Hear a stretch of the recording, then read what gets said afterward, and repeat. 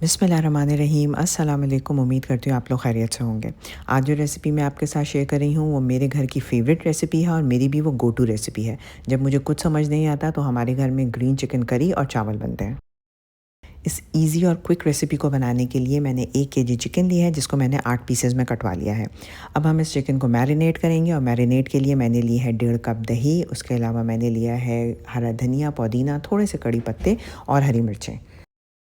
इस रेसिपी में हरी मिर्चों के अलावा कोई स्पाइस इस्तेमाल नहीं की जाएगी, इसलिए अगर हरी मिर्चें तेज़ हों तो कम इस्तेमाल करें। उसके अलावा इसमें जाएगा ज़ीरा, लहसुन अदरक का पेस्ट, मैदा और नमक। अब इन तमाम इंग्रेडिएंट्स को हम ब्लेंडर जग में डाल के बिल्कुल बारीक ब्लेंड कर लेंगे और उसे हम चिकन में डाल के आधे घंटे के लिए रूम टेम्परेचर पे छोड़ देंगे। इस रेसिपी में करी योगर्ट बेस्ड होती है जिसका वाइब्रेंट ग्रीन कलर हरे धनिये की वजह से होता है और ये झटपट तैयार हो जाती है। इस रेसिपी की बस छोटी-मोटी टिप्स होती हैं, जैसे ये कि पुदीना बहुत ज़्यादा इस्तेमाल ना करें वरना सालन का कलर डार्क हो जाएगा। कड़ी पत्ता बहुत ज़्यादा ऐड ना करें वरना सालन हल्का सा बिटर हो जाएगा।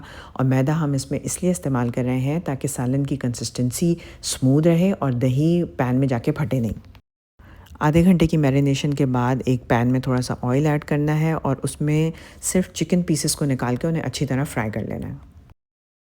जब एक तरफ से चिकन फ्राई हो जाए तो फिर इसे फ्लिप कर दें और दूसरी तरफ से भी फ्राई करें। चिकन को हमें एक्चुअली इतनी देर तक कुक करना है जब तक कि उसका कलर चेंज हो जाए और चिकन का सारा पानी सूख जाए।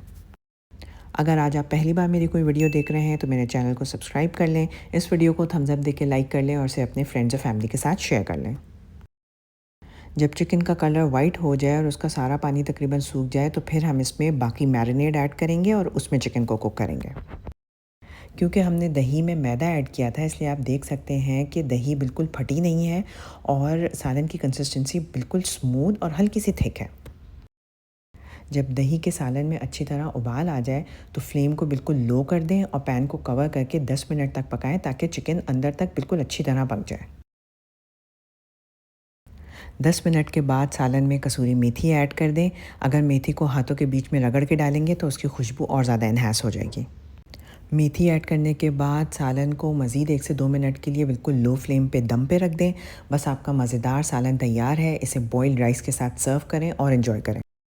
घर में ही मौजूद इंग्रेडिएंट से फटाफट बन जाने वाली ये क्विक और इजी रेसिपी मेरे घर की तरह आपके घर में भी ज़रूर हिट होगी। अपना बहुत ज़्यादा ख्याल रखें, मुझे अपनी दुआओं में याद रखें। मिलते हैं किसी और एक्साइटिंग रेसिपी के साथ। जब तक के लिए अल्लाह हाफ़िज़।